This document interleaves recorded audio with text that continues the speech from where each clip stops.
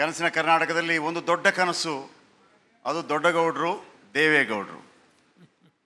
ಬಹುಶಃ ತಮ್ಮ ರಾಜಕೀಯ ಜೀವನದಲ್ಲಿ ಅಂದರೆ 1962ರಲ್ಲಿ ಮೊಟ್ಟ ಮೊದಲ ಬಾರಿಗೆ MLA,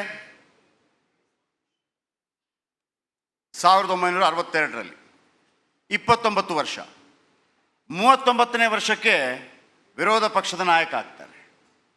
64 ವರ್ಷಗಳ ಕಾಲ ಸತತವಾಗಿ MLA ಆಗಿ, MP ಆಗಿ, ರಾಜ್ಯಸಭಾ ಸದಸ್ಯ ಆಗಿ, ವಿರೋಧ ಪಕ್ಷದ ನಾಯಕನಾಗಿ, ಮುಖ್ಯಮಂತ್ರಿಯಾಗಿ, ಪ್ರಧಾನಮಂತ್ರಿಯಾದವರು ಎಚ್ ಡಿ ದೇವೇಗೌಡರು. ದೇವೇಗೌಡರನ್ನ ಮೊನ್ನೆ ಬರಮಾಡಿಕೊಳ್ಳಲು ಹೋದಾಗ ಒಂದು ಮಾತನ್ನು ಹೇಳಿದರು. ಅವರು ಆಗಷ್ಟೇ ಕಾಶ್ಮೀರಕ್ಕೆ ಹೋಗಿ ಬಂದಿದ್ದರು. ತಮ್ಮ 10 ತಿಂಗಳ ಪ್ರಧಾನಮಂತ್ರಿ ಅವಧಿಯಲ್ಲಿ ಅತಿ ಹೆಚ್ಚು ಬಾರಿ ಕಾಶ್ಮೀರಕ್ಕೆ ಭೇಟಿ ಕೊಟ್ಟದ್ದು ನಮ್ಮ ದೇವೇಗೌಡರು. ನಾನು ಒಂದು ಸಣ್ಣ ವಿಚಾರವನ್ನು ನಿಮ್ಮ ಮುಂದೆ ಹೇಳಿಬಿಡ್ತೀನಿ. ಕೇವಲ 10 ತಿಂಗಳ ಅವಧಿಯಲ್ಲಿ ಏನೇನು ಆಯಿತು ಅವರ ಕಾಲಾವಧಿಯಲ್ಲಿ ಅಂತ ನಿಮಗೆ ಗೊತ್ತಿರಲಿ. ಈಗ ನಾವು ಕಪ್ಪು ಹಣದ ಬಗ್ಗೆ ಮಾತಾಡ್ತಾ ಇದ್ದೀವಿ. ಇದೇ ದೇವೇಗೌಡರು ಪ್ರಧಾನಮಂತ್ರಿ ಆಗಿದ್ದಾಗ 10,000 ಕೋಟಿ ಕಪ್ಪು ಹಣವನ್ನು ತಂದರು. ಅದನ್ನೇ ಮುಂದಿನ ದಿನಮಾನಗಳಲ್ಲಿ BJP ಒಂದು ಪ್ರಮುಖ ಅಸ್ತ್ರವನ್ನಾಗಿ ಮಾಡಿಕೊಳ್ತು. ಒಂದು ಸಣ್ಣ ಗ್ಲಿಮ್ಸ್ ಕೊಡ್ತೀನಿ ನಿಮಗೆ ಏನು ಅಂತ. ದೇವೇಗೌಡರು 10 ತಿಂಗಳ ಕಾಲ ಪ್ರಧಾನಿಯಾಗಿ ಕ್ರಾಂತಿ ಮಾಡ್ತಾರೆ. 10,000 ಕೋಟಿ ಕಪ್ಪು ಹಣ ಭಾರತಕ್ಕೆ ತಂದರು. ರೈತರಿಗೆ ಯಾವ ಪ್ರಧಾನಿ ಮಾಡದಷ್ಟು ಸಹಾಯ ಮಾಡಿದರು.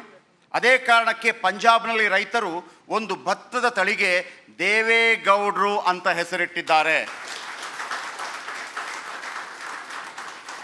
ದೇವೇಗೌಡರಿಗೊಂದು ಬೇಸರ ಇದೆ. ದೇವೇಗೌಡರು ಮೊನ್ನೆ ಹೇಳ್ತಾ ಇದ್ರು, ಕಾಶ್ಮೀರದವರು ನನ್ನನ್ನು ನೆನಪಿಟ್ಕೊಂಡಿದ್ದಾರೆ, ಕರ್ನಾಟಕದವರು ನನ್ನನ್ನು ಯಾವ ರೀತಿ ನೆನಪಿಟ್ಕೊಂಡಿದ್ದಾರೆ ನನಗೆ ಗೊತ್ತಿಲ್ಲ ಅಂತೇಳಿ. ನಿಮ್ಮನ್ನು ಯಾವ ರೀತಿ ನೆನಪಿಟ್ಕೊಳ್ಬೇಕು ಅಂತ ಹೇಳಿಸೋದಕ್ಕೆ ಇವತ್ತು ನಾವು ಈ ಕಾರ್ಯಕ್ರಮಕ್ಕೆ ಅವರನ್ನು ಕರೆದಿರೋದು. ವಿಶೇಷವಾಗಿ ಅವ್ರಿಗೆ ಗೊತ್ತಿದೆ, ಅವರನ್ನು ಉತ್ತರ ಕರ್ನಾಟಕ ವಿರೋಧಿ ಅಂತ ಬಿಂಬಿಸಲಾಗ್ತಾ ಇದೆ ಅಂತೇಳಿ ಯಾರಿಗೂ ಗೊತ್ತಿಲ್ಲ ಇಲ್ಲಿ ತನಕ. ಬಟ್ ಆಲಮಟ್ಟಿ ಡ್ಯಾಮ್ಗೆ ಪ್ರಧಾನಿಯಾಗಿದ್ದ ದೇವೇಗೌಡರೇ ಕಾಯಕಲ್ಪ ಕಲ್ಪಿಸಿದ್ದು ಆಲಮಟ್ಟಿ ಡ್ಯಾಮ್ಗೆ. ಅಂದು ಆಂಧ್ರ ಪ್ರದೇಶದ ಮುಖ್ಯಮಂತ್ರಿ ಆಗಿದ್ದ ಚಂದ್ರಬಾಬು ನಾಯ್ಡು ತೀವ್ರ ವಿರೋಧ ವ್ಯಕ್ತಪಡಿಸ್ತಾರೆ. ಆ ವಿರೋಧದ ಮಧ್ಯೆ ಆಲಮಟ್ಟಿ ಡ್ಯಾಮ್ನ ಎತ್ತರವನ್ನು 524 ಮೀಟರ್ಗೆ ಹೆಚ್ಚಿಸುವುದಕ್ಕೆ ಸೂಚನೆ ಕೊಡುವುದೇ ನಮ್ಮ ಕನ್ನಡ ನಾಡಿನ ಗೌಡರು.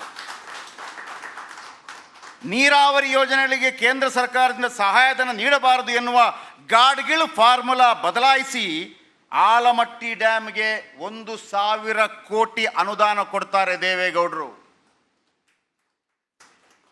ಇಲ್ಲಿ ಮುಗಿಯೋದಿಲ್ಲ. ಕರ್ನಾಟಕಕ್ಕೆ ದೇವೇಗೌಡರ ಕೊಡುಗೆ ಹೇಳ್ಬಿಡ್ತೀನಿ ನಾನು. ದೇವನಹಳ್ಳಿ ಏರ್ಪೋರ್ಟ್ ನಿರ್ಮಾಣಕ್ಕೆ ಒಪ್ಪಿಗೆ ಕೊಟ್ಟಿದ್ದೆ ದೇವೇಗೌಡರು, ನಂಬರ್ 1. ಇವತ್ತು IT ವಲಯದ ಬಗ್ಗೆ ನಾವು ಮಾತಾಡ್ತೀವಲ್ವಾ, IT ವಲಯಕ್ಕೆ 10 ವರ್ಷಗಳ ತೆರಿಗೆ ವಿನಾಯಿತಿ ಕೊಟ್ಟಿದ್ದು ದೇವೇಗೌಡರು. ರಾಜ್ಯಕ್ಕೆ ಪ್ರತ್ಯೇಕ ರೈಲ್ವೆ ವಲಯ ಕೊಟ್ಟಿದ್ದು ದೇವೇಗೌಡರು. 20 ಸಕ್ಕರೆ ಕಾರ್ಖಾನೆಗಳ ಸ್ಥಾಪನೆಗೆ ಅನುಮತಿ ಕೊಟ್ಟಿದ್ದು ದೇವೇಗೌಡರು. ಸೀಬರ್ಡ್ ನೌಕಾನೆಲೆಗೆ ಹೆಚ್ಚಿನ ಅನುದಾನ ಕೊಟ್ಟಿದ್ದು ದೇವೇಗೌಡರು. ಬೆಂಗಳೂರು ಮೈಸೂರಲ್ಲಿ ನ್ಯಾಷನಲ್ ಗೇಮ್ ವಿಲೇಜ್ ಮಾಡಿದ್ದು ದೇವೇಗೌಡರು. ನಾವಿವತ್ತು ಬೆಂಗಳೂರಲ್ಲಿ ನೀರು ಕುಡಿತಾ ಇದ್ದೀವಲ್ವಾ, ಬೆಂಗಳೂರಿಗೆ 9 TMC ಕಾವೇರಿ ನೀರು ಕೊಡಿಸಿದ್ದು ಇದೇ ದೇವೇಗೌಡರು. ನಷ್ಟದಲ್ಲಿ ನಡೀತಾ ಇತ್ತು ಭದ್ರಾವತಿ ಉಕ್ಕು ಕಾರ್ಖಾನೆ, ಬೀಗ ಮುದ್ರೆ ತಪ್ಪಿಸೋದಕ್ಕೆ 600 ಕೋಟಿ ಅನುದಾನ ಕೊಟ್ಟಿದ್ದು ದೇವೇಗೌಡರು. ಅದನ್ನ ಸ್ಟೀಲ್ ಅಥಾರಿಟಿ ಆಫ್ ಇಂಡಿಯಾಗೆ ಒಪ್ಪಿಸ್ತಾರೆ. ಆ ನಂತರ ಇನ್ನು ಕೆಲವು ಮುಗಿದಿಲ್ಲ, ಹೇಳ್ಬಿಡ್ತೀನಿ ನಾನು ನಿಮಗೆ. ದೇವೇಗೌಡರು ಕಪ್ಪು ಹಣದ ಮೇಲೆ ಕಣ್ಣಿಡ್ತಾರೆ. ಕಾಳಧನಿಕರಿಗೆ 20 ವರ್ಷದ ಹಿಂದೆ ಒಂದು ಶಾಕ್ ಕೊಡ್ತಾರೆ. ಆ ಕಾರಣಕ್ಕಾಗಿ 10,000 ಕೋಟಿ ಕಪ್ಪು ಹಣ ನಮ್ಮ ಭಾರತದ ಖಜಾನೆಗೆ ಬರುತ್ತೆ. ಇನ್ನು 2 ದಶಕಗಳ ಹಿಂದೆ ಎಚ್ ಡಿ ದೇವೇಗೌಡರು ವಿವಿಧ ದೇಶಗಳೊಂದಿಗೆ ಸೌಹಾರ್ದಯುತ ಸಂಬಂಧ ಹೊಂದಿದ್ರು. ದೇವೇಗೌಡರು ಚೀನಾದಲ್ಲೂ ಕೂಡ ಭಾಳ ಫೇಮಸ್ ಇದ್ದಾರೆ. ನೆರೆಯ ಬಾಂಗ್ಲಾದೇಶದೊಂದಿಗೆ ಗಂಗಾ ನದಿ ನೀರು ಹಂಚಿಕೆ ವಿವಾದ ಬಗೆಹರಿಸಲು ಯತ್ನ ಮಾಡ್ತಾರೆ. ನೇಪಾಳದೊಂದಿಗೆ ಮಹಾಕಾಳಿ ಒಪ್ಪಂದ ಜಾರಿಗೊಳಿಸಲು ಕಾರಣೀಕರ್ತರಾಗ್ತಾರೆ.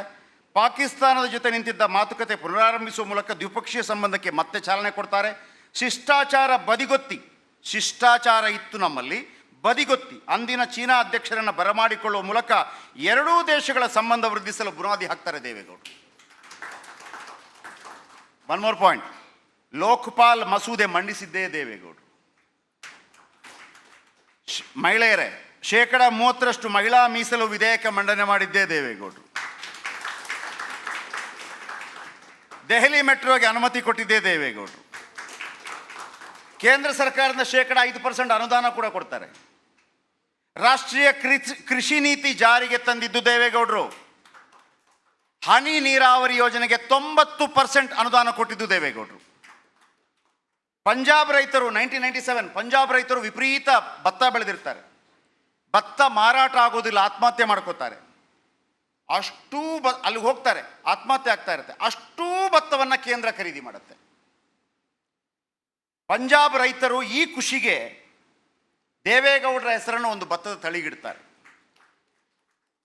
ಈಗ ನಾವು ಕಾಶ್ಮೀರದ ಬಗ್ಗೆ ಮಾತಾಡ್ತಿದ್ದೀವಲ್ವಾ, ಕಾಶ್ಮೀರದಲ್ಲಿ 290 ಕಿಲೋಮೀಟರ್ ರೈಲ್ವೆ ಸಂಪರ್ಕಕ್ಕೆ ಹಸಿರು ನಿಶಾನೆ ಕೊಟ್ಟಿದ್ದೇ ದೇವೇಗೌಡರು.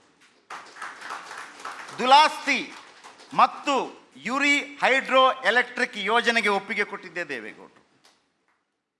ಹಾಗಾಗಿ ಇದು ಕೇವಲ 10 ತಿಂಗಳ ದೇವೇಗೌಡರ ಸಾಧನೆ. ಆ ಸಂದರ್ಭದಲ್ಲೂ ಕೂಡ ಕರ್ನಾಟಕಕ್ಕೂ ಕೂಡ ಅವರು ಕೊಟ್ಟಂಥ ಸಾಧನೆ ಅಪಾರವಾಗಿತ್ತು. ಬಟ್ ನಮಗೆ ಗೊತ್ತಿಲ್ಲ, ಟೀಕೆಗಳೇ ಜಾಸ್ತಿ ಬಂತು ದೇವೇಗೌಡರಿಗೆ. ಅವರು ಮೊನ್ನೆ ಆ ಉರಿ ಸೆಕ್ಟರ್ ಇದೆಯಲ್ಲ, ಅಲ್ಲಿ ಒಂದು ದೇವಸ್ಥಾನ ಇದೆ, ಭಾಳ ಮೇಲೆ ತನಕ ಹೋಗೋದಕ್ಕೆ ಪ್ರಯತ್ನ ಪಡ್ತಾರೆ, ಬಟ್ ಆಗೋದಿಲ್ಲ. ಕೊನೆಗೆ ಅಲ್ಲಿ CRPF ಯೋಧರೆಲ್ಲ ಹೇಳ್ತಾರಂತೆ ಬೇಡ, ಹೋಗೋದು ಬೇಡ ಅಂತೇಳಿ. ಹಾಗಾಗಿ ಅದನ್ನು ಭಾಳ ಬೇಸರದಿಂದ ನಮ್ಮ ಹತ್ರ ಹೇಳ್ತಾ ಇದ್ದೆ, ನನಗೆ ಹೋಗೋಕ್ಕಾಗಿಲ್ಲ. ಆ ಸಂದರ್ಭದಲ್ಲಿ ಕಾಲು ನೋವಿದೆ, ಹೋರಾಟ ಮಾಡುವ ಛಲ ಇದೆ ಅಂತೇಳಿ. ಆ ದೇವೇಗೌಡರನ್ನ ಕಾಶ್ಮೀರ ಹೆಂಗೆ ನೆನಪಿಟ್ಟುಕೊಂಡಿದೆಯೋ, ಭಾರತ ಹೆಂಗೆ ನೆನಪಿಟ್ಟುಕೊಂಡಿದೆಯೋ, ಈ ಕರ್ನಾಟಕ ಯಾವ ರೀತಿ ಮುಂದೆ ನೆನಪಿಟ್ಕೊಳ್ಬೇಕು ಅದನ್ನು ದೇವೇಗೌಡರು ಹೇಳಬೇಕು. ಮತ್ತು ನಮ್ಮಂಥವರಿಗೆ, ಅಂದರೆ ಈ ಕರ್ನಾಟಕದ ಕನಸಿನ ಕರ್ನಾಟಕ ಹೇಗಿರಬೇಕು ಅಂತ ಯುವಜನತೆಗೆ ಹೇಳುವಂಥ ಮಾತನ್ನು ಕೂಡ ದೇವೇಗೌಡರು ಹೇಳ್ತಾರೆ ಅನ್ನುವಂಥದ್ದು. ನಾನು ತುಂಬ ಟೈಮ್ ತಗೊಳ್ಳೋದಿಲ್ಲ, 10 ನಿಮಿಷ ಮಾತ್ರ ಅವರು ನಮಗೆ ಟೈಮ್ ಕೊಟ್ಟಿರೋದು. ಈ ನಡುವೆ ಕೂಡ ಅವರು ಬಂದಿದ್ದಾರೆ. ಮತ್ತೊಮ್ಮೆ ಎಲ್ಲರೂ ಎದ್ದು ನಿಂತು ಒಂದು ಚಪ್ಪಾಳೆ.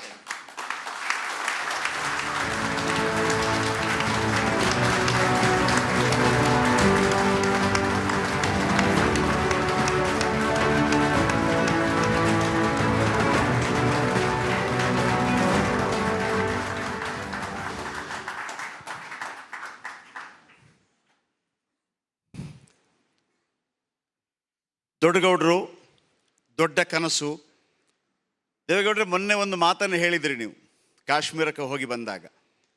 ಕಾಶ್ಮೀರದ ಜನ ನೆನಪಿಟ್ಕೊಂಡಿದ್ದಾರೆ, ಕರ್ನಾಟಕದ ಜನ ಹೇಗೆ ನೆನಪಿಟ್ಕೊಂಡಿದ್ದಾರೆ ಗೊತ್ತಿಲ್ಲ. ಕೆಲವು 10 ತಿಂಗಳ ವಿಚಾರವನ್ನು ಹೇಳಿದೆ. ನಿಮ್ಮ 64 ವರ್ಷದ ರಾಜಕೀಯ ಜೀವನದ 10 ತಿಂಗಳು ಅಂದರೆ ನನ್ನ ಪ್ರಕಾರ 10% 5% ಬರೋದಿಲ್ಲ ಅದರಲ್ಲಿ. ಹೇಗೆ ನೆನಪಿಟ್ಟುಕೊಳ್ಳಬೇಕು ನಿಮ್ಮನ್ನು ಈ ಕರ್ನಾಟಕ ಮುಂದಿನ ಜನಮಾನಸ.